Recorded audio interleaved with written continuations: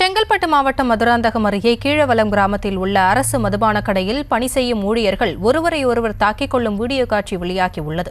இதுகுறித்த விவரங்களோடு இணைகிறார் நமது செய்தியாளர் அருண்குமார். அருண்குமார், இந்த மோதலுக்கான காரணம் என்ன? முழு விவரங்களை பதிவு செய்யலாம். வணக்கம். செங்கல்பட்டு மாவட்டம் மதுராந்தகம் அடுத்த கீழவலம் பகுதியில் கடையில் 4473 அரசு மதுபான கடை இயங்கி வருகிறது. இந்த மதுபான கடையில் 4 ஊழியர்கள் வேலை செய்து வருகின்றனர். கடையில் பணிபுரியும் சக ஊழியர்கள் ஒருவர் அனுமதி இல்லாமல் முறையாக வெளியாட்களை வைத்து விற்பனை வேலை செய்து வருகிறார். இதனை தட்டி கேட்ட சக ஊழியரான பாரதியை வெளியாட்கள் மற்றும் சக ஊழியர்கள் தாக்கியுள்ளனர்.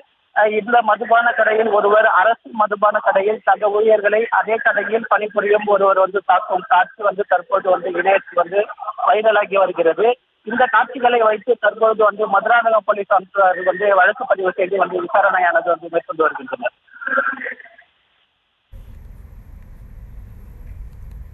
விவரங்களுக்கு நன்றி அருண்குமார்.